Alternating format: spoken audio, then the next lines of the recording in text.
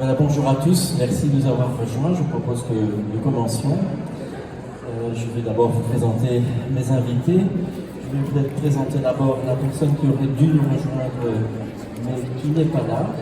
Donc, j'espère que vous pardonnerez la prononciation très approximative. Il s'agit de Mateja Petit, qui malheureusement s'est cassé la jambe et qui ne peut donc pas être parmi nous. C'est une poète et dramaturge slovène qui écrit donc en slovène et en français, mais qui est également traductrice, entre autres d'auteurs comme André Velter, Guy Goffet. Alors nous avons la joie d'accueillir Sylvia Polidori. Sylvia, vous êtes juriste, vous êtes avocate et vous travaillez pour le Parlement européen. Et vous êtes autrice de plusieurs recueils de poésie qui ont ceci de particulier, c'est ce sont des recueils trilingues. En fait, si j'ai bien compris, au moins un des deux était d'abord dans une première version bilingue et puis vous l'avez étendu à une troisième langue. Ces deux recueils, le premier s'appelle Sous la cresta de l'onde, sur la crête de la vague, The Crest on the Wave. Et le deuxième, le souffle du vent, donc c'est il soffio del vento, le souffle du vent, The Breath of the Wind. J'avais été couronné par plusieurs prix littéraires. Ce sont des poèmes qui sont accompagnés de photographies. Certains, je pense, ont été mis en musique. Il y a un petit astérisque qui l'indique. Et je pense que dans votre poésie, vous visez à quelque chose qui est un peu l'union des arts, précisément, dans le but de nous faire retrouver quelque chose de nos sensations primitives. Alors, Rosemarie François, vous êtes poétesse, philologue, romancière, dramaturge, traductrice également, et disent les renseignements que j'ai trouvés sur vous, rhapsode. Le rhapsode, si je ne m'abuse, dans l'Antiquité grecque, c'était un artiste itinérant qui, de ville en ville, récitait de la poésie. Vous pouvez nous en dire un peu plus sur cet aspect-là? Est-ce que ça marche? Je pense, oui. Oui, vous m'entendez?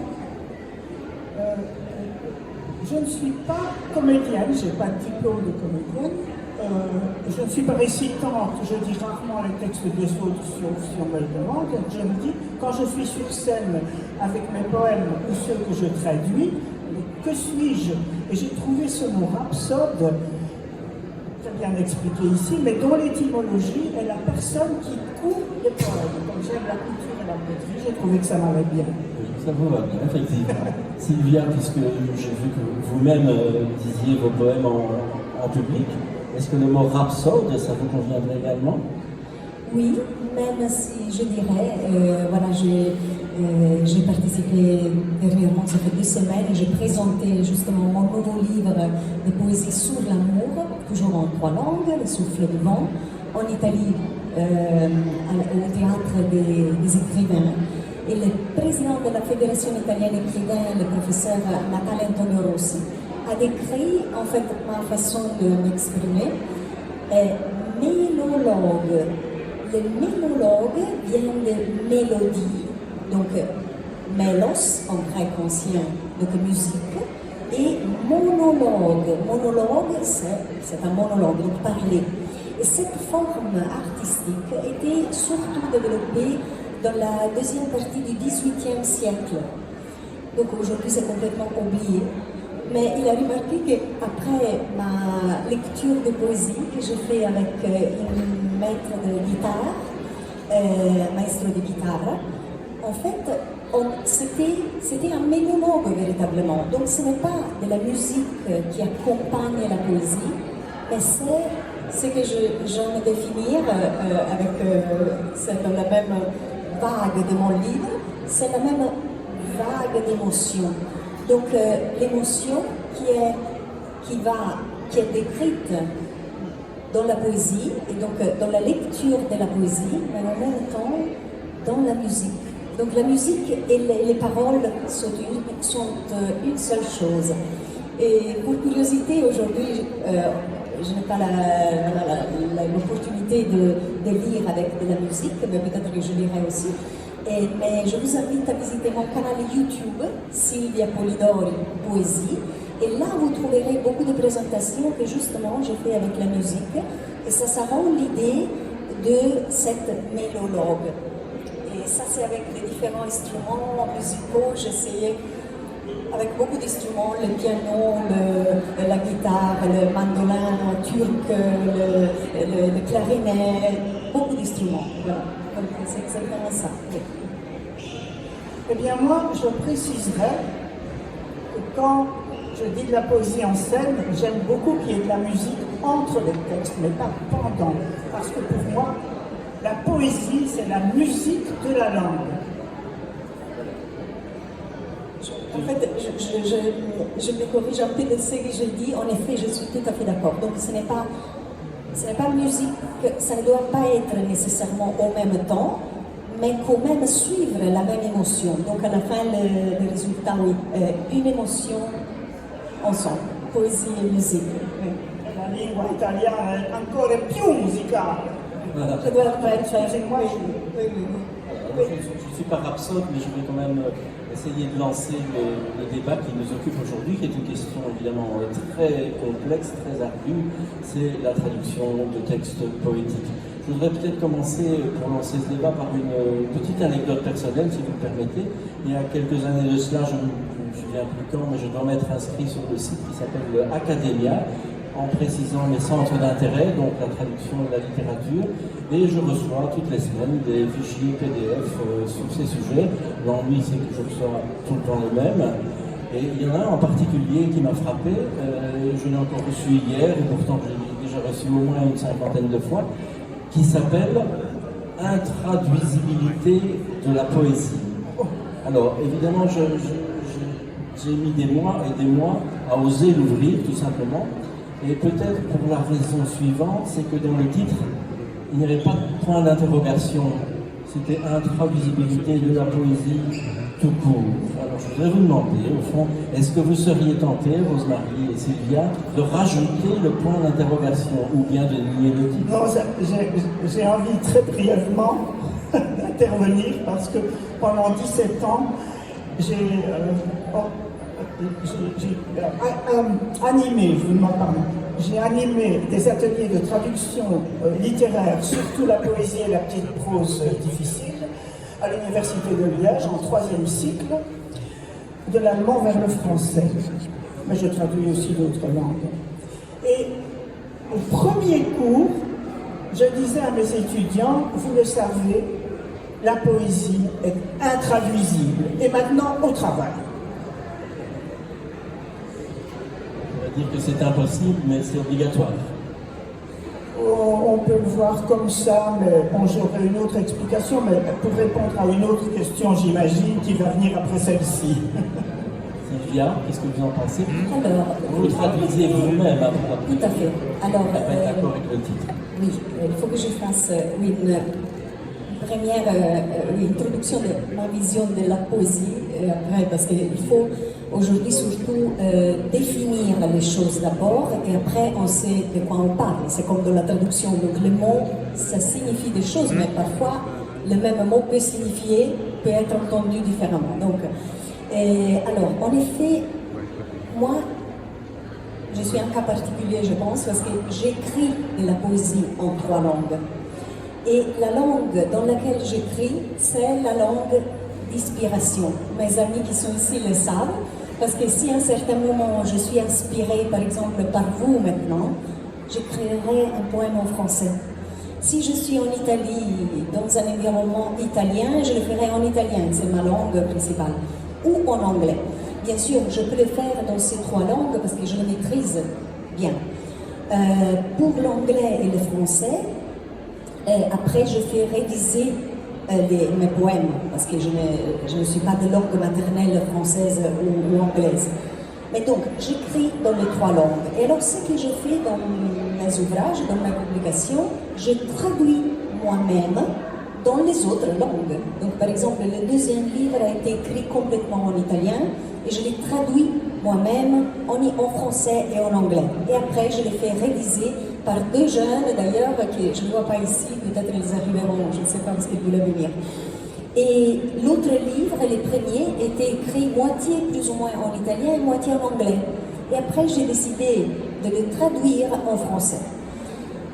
Alors, moi, je pense que... Donc, je ne suis pas moi-même traductrice, je n'ai jamais traduit des poésies d'autres. J'écris en 3 langues. Mais je pense que donc, le poète est un créateur, est un artiste. Poésie, encore une fois, il faut voir les étymologies des mots. Poésie, poiesis en grec, qui signifie créer. Donc le poète est un créateur, est un artiste. La poésie n'est pas la prose. Un poète très connu, moderne, américain, qui s'appelle Bill Collins, here we have an American friend also, Bill Collins, il dit qu'il y a en fait 3 types d'écriture. Une écriture qu'on ne peut pas interpréter. Une recette de cuisine, vous ne pouvez pas l'interpréter, c'est 100 grammes de sucre et tout ça. Après, il y a des textes qu'on peut interpréter un peu, un texte juridique. Moi, je suis juriste, et donc le texte juridique peut être un peu interprété, mais juste un peu. La poésie, c'est dans l'opposite. Donc, dans la poésie, c'est interprétation complète. Tout est polysémique, beaucoup de significats. Et donc c'est différent. Et donc, la poésie, c'est une création. Alors, on retourne maintenant à la traduction de la poésie. Donc, je pense qu'un traducteur ne doit pas être forcément poète, mais c'est sûr qu'il doit avoir cette sensibilité qu'un poète a, et il doit être capable de traduire l'émotion. Parce qu'on ne traduit pas une recette, on ne traduit pas un texte juridique, mais on traduit comme une peinture, une sculpture, c'est la même chose, une musique. On doit la traduire dans une langue. Et c'est pour ça que quand je lis avec la musique, en fait c'est comme si la musique était la langue chinoise, une langue que je ne connaissais pas, mais qui doit me suivre. Donc elle doit dire la même chose. Voilà, ça c'est ma vision. Ça me passionne ce que tu dis, et j'ai envie d'illustrer avec un exemple. Voilà. Un petit poème en 5 lignes très courtes de Okopenko, autrichien. Littéralement, voilà ce que dit le petit poème. Ce que tu dis, c'est toujours vrai. C'est pas par hasard que Chile s'appelle Klimt. C'est pas un poème, ça. Hein? Qu'est-ce que c'est? C'est quelqu'un dont on se moque parce qu'il confond 2 grands peintres de sa patrie. Alles, was du sagst, das stimmt, nicht umsonst heißt Chile Klimt. Comment va-t-on traduire? C'est toujours vrai ce que vous dites. Ainsi, Delvaux s'appelle Magritte. Voilà l'équivalent. Donc c'est ça que tu dis. C'est le rythme, la musique, les sonorités et le sens est là, mais il est transposé dans le monde de l'auditeur, du lecteur. Pour faire cette transposition, il faut être soi-même poète. S'il parle d'une sensibilité poétique, dans les faits, si on regarde la réalité éditoriale, tous les livres de poésie ne sont pas traduits par des poètes.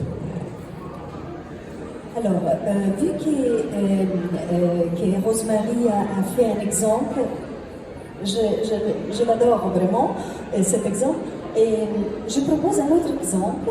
On peut lire, par exemple, un poème à moi. J'ai choisi en fait 2 poèmes qui sont, je vous expliquerai pourquoi après, et si vous êtes d'accord, en 2 langues, mais je vous demanderai, c'est un honneur pour moi, si vous pouvez lire en premier en français, et après, ou sinon, sinon je peux le lire en italien d'abord, vous lirez en français, et peut-être je peux le lire aussi en anglais, comme ça on voit les 3 langues, mais je vous invite à sentir ce qu'on lit. Vous ne devez pas écouter juste avec votre oreille, mais utilisez tout votre sens. Vous pouvez même fermer les yeux, vous devez ressentir. Et alors je pense que chacun de vous ressentira dans une façon différente dans les 3 langues. Et d'entre vous, il y a des anglophones aussi. Peut-être des Italiens, je ne sais pas s'il y a des Italiens. Levez les mains. Non, pas d'Italiens. Voilà. Ah, super. Et donc voilà. Et après, tout le monde dit que la lecture plus belle est en italien. Ok, vous allez voir. Voilà, pareil. Alors, je commence en italien. Et chaque poésie dans le premier livre correspond à une photo. Quali tuoi sogni? Macchie colorate nell'aria, musica e mare. Niente di speciale, solo il miracolo della vita. Taches colorées dans l'air, musique et mer. Rien de spécial, juste le miracle de la vie. Colorful spots in the air, music and sea. Nothing special, just a miracle of life. Chi vedrebbe una quercia in un seme, un oceano nelle nuvole, un essere umano unico da nascere, da un altro anche lui unico. Qui verrait un chêne dans une graine, un océan dans les nuages, un être humain unique naître d'un autre, lui aussi unique. Who would see an oak in a seed, an ocean in the clouds, a unique human being born from another as unique? Scoprendo questi miracoli nella realtà, iniziamo a giocare al gioco della vita. En découvrant ces miracles dans la réalité, nous commençons à jouer au jeu de la vie. Discovering these miracles in reality, we start playing the game of life. Merci pour Ça, ces c'est le exemples. premier point, un exemple. Et maintenant, un autre qui est très court, du deuxième livre. J'ai choisi ça pour une raison spécifique. Vous verrez, il y a des refrains en français, on dit, non? Des refrains? Des refrains. Je dis, ce n'était pas évident de reproduire le refrain en français et en anglais. Et on est arrivé, voilà, vous verrez comment. Alors, tu sei in tutto. Tu sei in tutto, in ogni cosa, perché bellezza propaghi aiosa. Ogni essere ne è permeato, meraviglia del creato. Amore, tu sei in tutto e come essere, come ogni essere, sei il tutto. En français.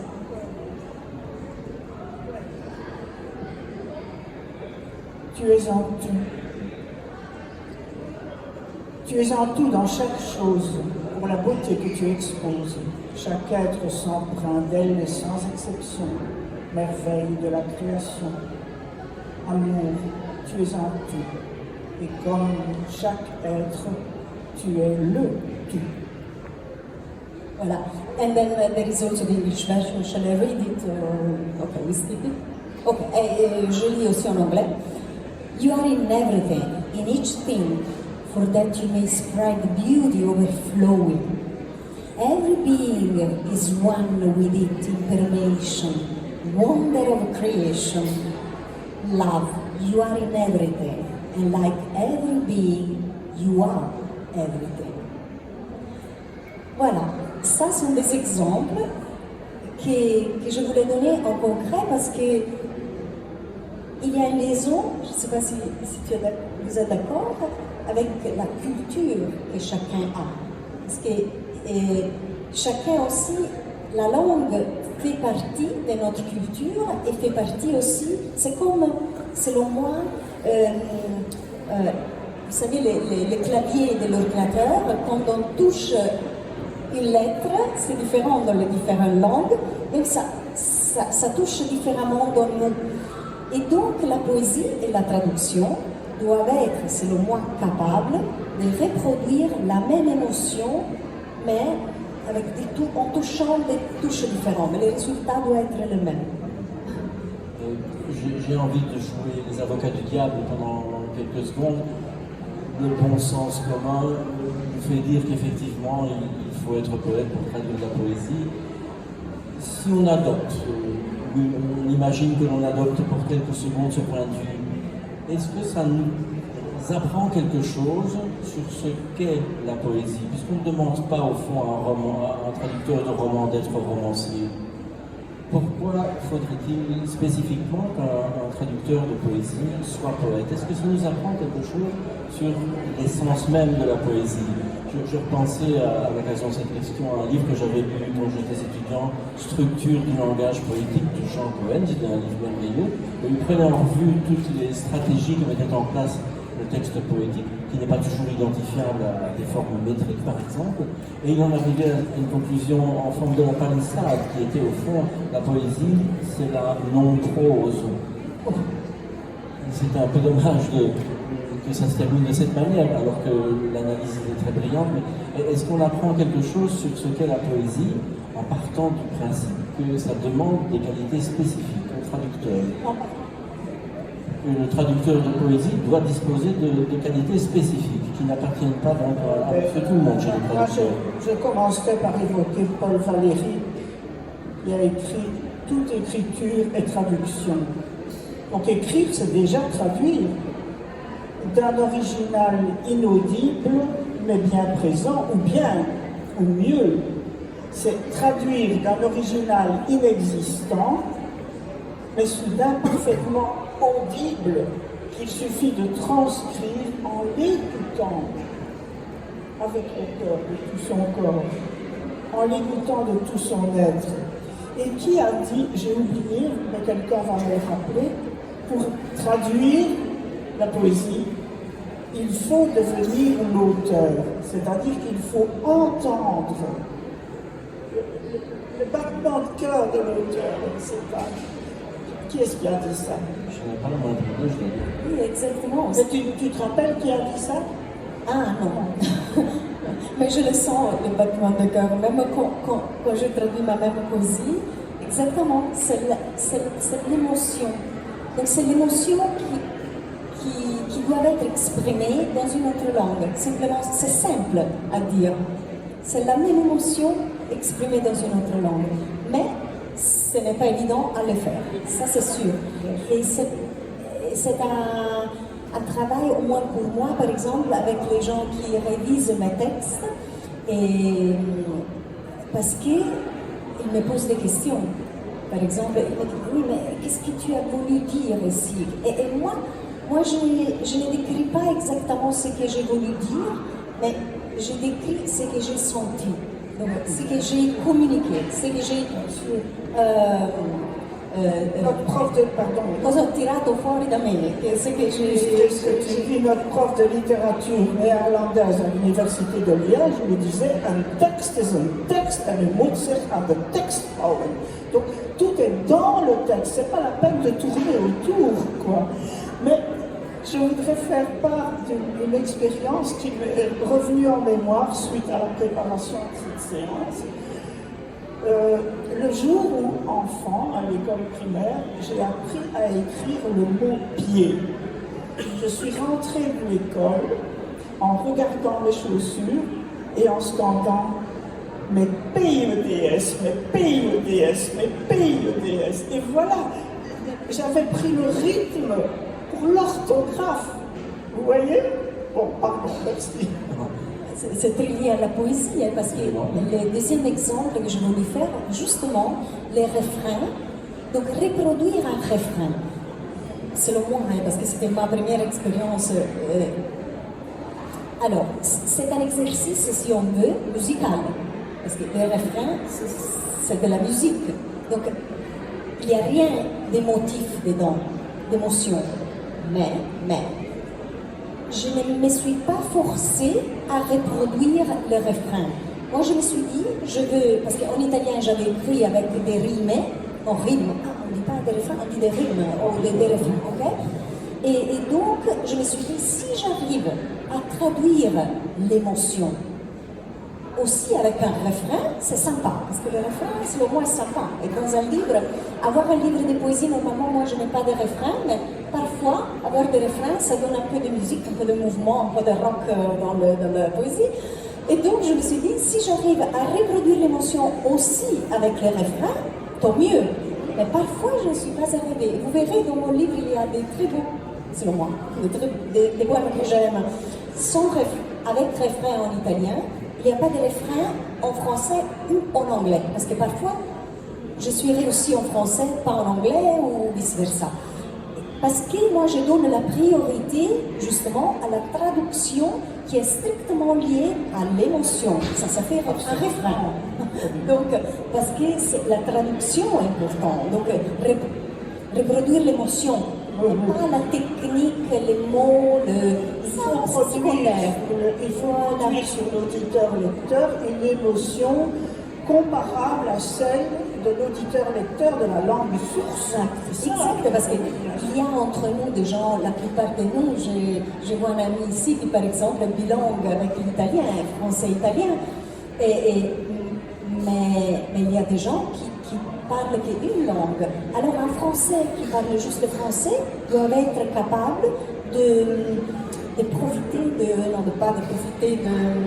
traduction, de se réjouir, d'apprécier un de mes poèmes, de ressentir exactement un de mes poèmes directement en le lisant en français. Il ne doit pas avoir besoin de la version originale en italien. Et vous ne pourrez pas jouer le casse-pied, je voudrais quand même enchaîner sur l'histoire des pieds. Quand je crois que j'avais 10-11 ans, j'ai montré à mon père, j'avais écrit un poème.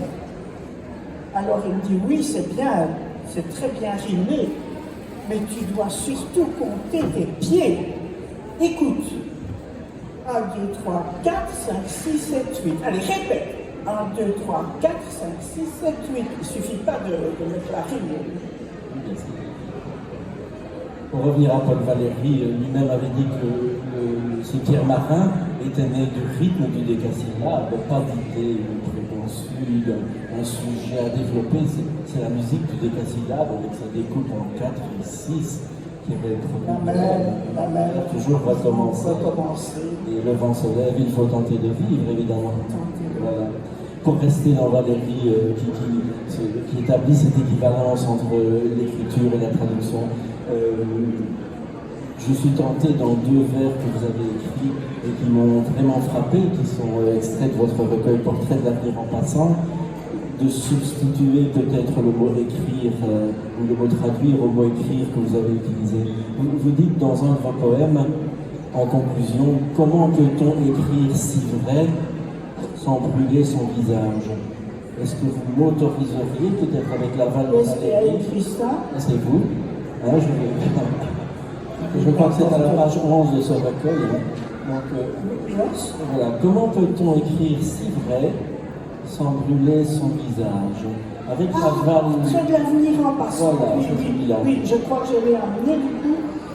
C'est un livre qui est une entre-traduction. C'est-à-dire, avec mon amie et traductrice italienne, nous avons un jour, alors que nous passions des vacances ensemble, décidé que chaque soir, nous allions choisir un sujet et le lendemain, chacune écrivait dans sa langue, on le lisait et l'après-midi, on s'entre-traduisait. C'est de là que ça vient. Et donc, traduire-si, traduire-si. Hein. Le traducteur, meglio in italiano. Traditore. Et pour revenir à cette partie du livre, effectivement, vous l'avez intitulé à un moment donné « Se trahir ». Et donc j'aurais peut-être 2 questions à propos de ce titre. Donc est-ce que c'est une manière d'avaliser l'idée très répandue justement en italien que traducteur et traditor? Est-ce que vous êtes d'accord avec cette idée? Et la deuxième, c'est est-ce qu'au fond, se trahir, c'est plus qu'une fatalité, celle du traducteur? Est-ce que c'est quelque chose qui fait partie intégrante de l'écriture de la traduction? En tout cas, moi, je n'ai pas l'impression que mes traducteurs m'ont trahi, parce que j'ai eu chaque fois la chance de travailler avec eux. Je ne me souviens plus du nombre de langues dans lesquelles je suis traduite. Une douzaine, hein, si j'ai bien consulté les fiches informatiques. Alors, comme on l'a dit au enfin précédemment, juste avant, quelqu'un a dit que parfois le traducteur comprend le texte, et là il s'agissait de roman, comprend le texte mieux que l'auteur. Et ça m'est arrivé plus d'une fois, que mon traducteur, ou ma traductrice, comprenait mieux que moi ce que j'avais écrit. Et inversement, ça m'est arrivé aussi avec des poètes que j'ai traduits, que ce soit en letton par exemple, eh bien de lui dire, mais voilà, eh bien, écoute, pourquoi tu me traduis en letton? Pourquoi traduis comme ça? Traduis-tu comme ça? Pourquoi ne mets-tu pas ça? Elle me dit, c'est parce que tu as mis dans ton texte. Je dis, oui, mais si je l'avais écrit en letton, je l'aurais dit comme ça. Bon, ça va, je vais mettre une note en bas de page. Donc vous voyez, il naît une telle complicité entre traducteur et auteur qu'on finit par j'allais dire se marcher sur le pied, mais ce serait négatif. Or ici, c'est tout à fait positif. C'est-à-dire que le traducteur aide à creuser davantage le texte. Est-ce que je répondais à la question, professeur? Oui, bien sûr. Est-ce que vous pensez que c'est valable aussi pour les auteurs avec lesquels, par la force des choses, vous ne pouvez pas avoir de contenu puisqu'ils sont décédés? Comment vous faites dans ce cas-là? Vous n'avez que votre regard à vous, peut-être ceux de critique? En général, j'aime bien traduire les vivants et les vivantes, justement à cause de cette... Et mes traducteurs, en général, ils sont encore en vie. Sylvia, j'ai été frappée par quelque chose dans votre recueil sur la chaîne de lavage. Je peux déjà dire quelque chose qui est lié, très intéressant, et c'est très intéressant d'écouter d'autres traducteurs, poètes, parce que j'ai la même impression, juste pour dire, moi je m'ai auto-traduit, donc j'espère de ne pas auto-trahir, traduire, mais j'essaie de m'auto-traduire. Mais c'est exactement la même chose avec les réviseurs, donc les gens que j'ai dit qui révisent mes textes traduits, et surtout avec cette dernière expérience que j'ai eue avec des jeunes de 23 ans, 24 ans, ils étaient en train de... Ils me font en fait découvrir des émotions qui peut-être qui sont incluses dans le texte. Et en effet, j'ai dit, c'est vrai, moi, quand j'ai écrit, je ne sentais pas juste ça, mais il y a aussi ce côté-là que tu as dit dans ton commentaire, et donc la traduction, parfois, ça peut être même plus riche, et ça m'est venu de, même parfois, pas de corriger, mais d'ajuster mon premier texte d'origine, parce que je dis, tiens, c'est mieux éventuellement de dire quelque chose, de changer un mot comme ça. Donc c'est très intéressant. Ce n'est pas un travail, ce que je veux dire, ce n'est pas un travail logique et abstrait et froid. C'est tout autre chose. C'est un travail très chaud d'âme, d'émotion. C'est vraiment se mettre dans un monde d'émotions, de travailler ensemble avec les traducteurs, les réviseurs. C'est une joie partagée. Moi, je sens de la joie quand j'écris de la poésie. Mais quand je la traduis, c'est une autre émotion et c'est partagé avec les traducteurs ou, dans mon cas, avec les réviseurs. Précisément, Sylvia, j'avais été frappée par la dédicace sur la crête de la gare. Vous avez dédicacé ce livre, alors je cite, à moi-même et à ceux qui aiment vivre. Ce à moi-même, puisque le texte est au fond écrit en 3 langues. Est-ce que ça s'adresse à 3 personnes ou à une seule? Ça c'est très intéressant. En effet, non, ça s'adressait, quand je l'écris, à moi. Je vous dis le contexte, c'était la période de la pandémie, quand j'ai décidé de publier, parce que je me suis dit, justement, je suis tellement contente quand j'écris, et c'était un moment où, oui, on était tous confinés, donc pour moi c'était une joie en plus, mais je veux la partager, donc je vais publier. En fait, grâce à la pandémie, j'ai commencé à publier, sinon je n'aurais jamais eu. Je suis réservée moi-même, donc je n'aime pas trop partager mes émotions et tout, mais je me suis dit, si ça me fait du bien, peut-être même aux autres. Donc quand j'ai dit à moi-même, la dédicace était à moi-même, mais c'était à moi-même dans les 3 langues, dans le sens à moi-même, et s'il y a mon aspect que je partage peut-être avec la plupart de vous, mon aspect européen. Moi, je suis italienne, sono italiana, et ça c'est sûr, ça se sent, je pense que vous le sentez de comme je l'exprime, même avec mes mains, que je pense que ça va aussi, parce que c'est notre culture aussi, un peu théâtrale.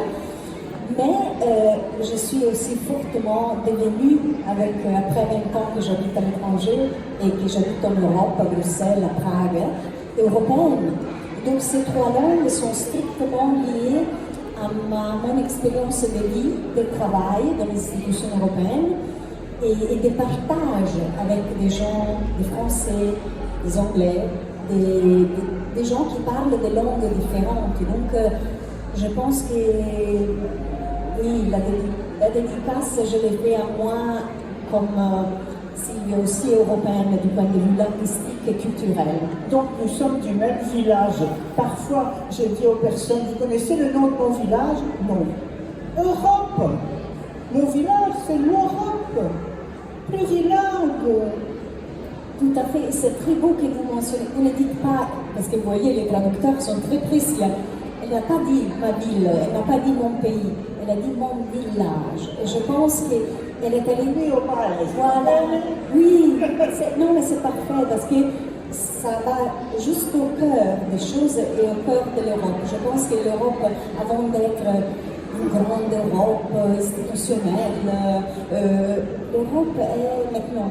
Alors qu'on en parle, c'est vraiment, vraiment dans notre cœur et toute notre valeur, notre savoir-faire, notre art, notre mot, chaque mot, si vous le traduisez dans toutes les langues européennes, ça peut être un poème. On devrait faire ça.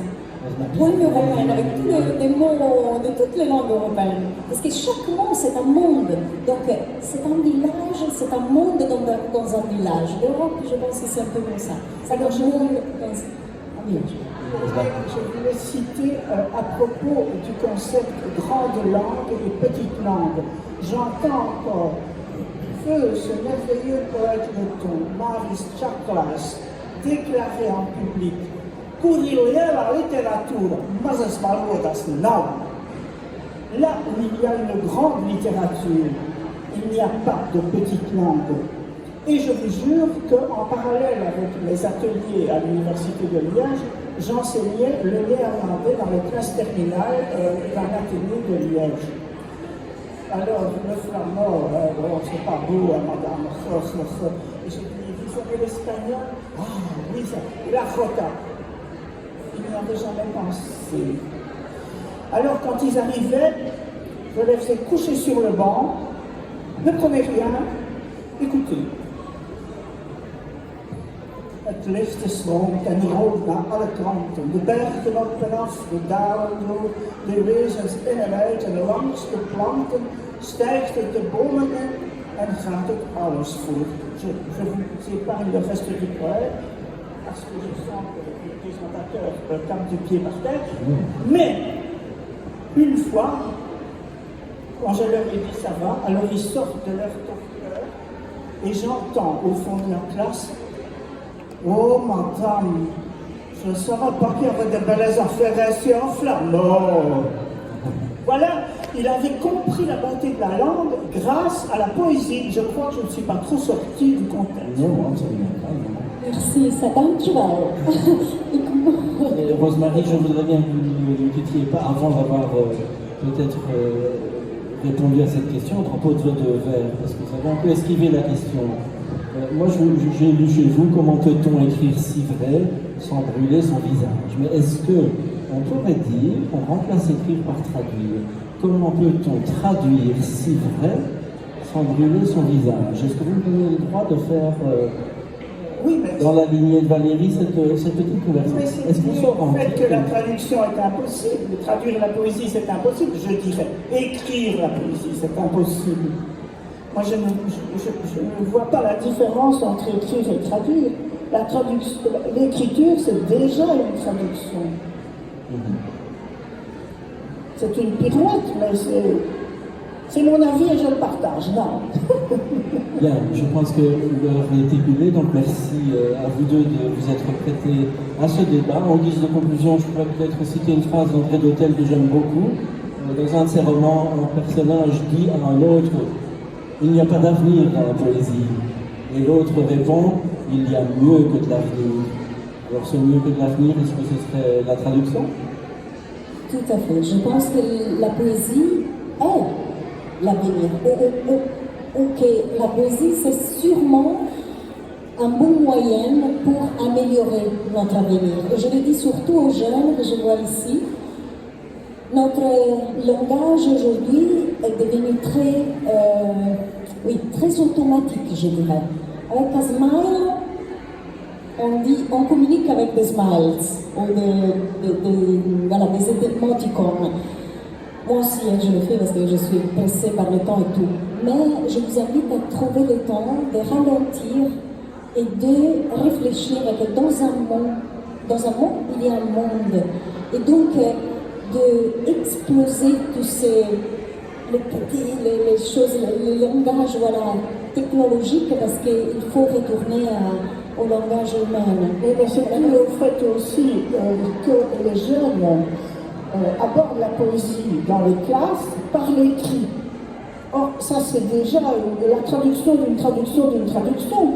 La poésie, elle est d'abord orale, gestuelle. Dans mes ateliers à l'UNIF, quand un étudiant ou une étudiante voulait lire sa traduction, je lui disais debout. Et maintenant, ça s'appelle le slam. À l'époque, on ne parlait pas de tout ça. Mais au fond, je leur faisais faire du slam. Il fallait que le texte passe par le corps, par la respiration, par la musique de la voix. On a une belle conclusion, je pense. On va céder maintenant la parole aux intervenants suivants, je pense, parce que le temps qui nous est imparti, malheureusement, a été coupé. Je vous remercie toutes les deux pour vos réponses inspirantes. Excusez-moi, j'aurais même, si le public veut, de terminer avec une petite lecture début de la poésie. Juste, je vais... Ah non, ok. Souvenez-nous pour la prochaine fois.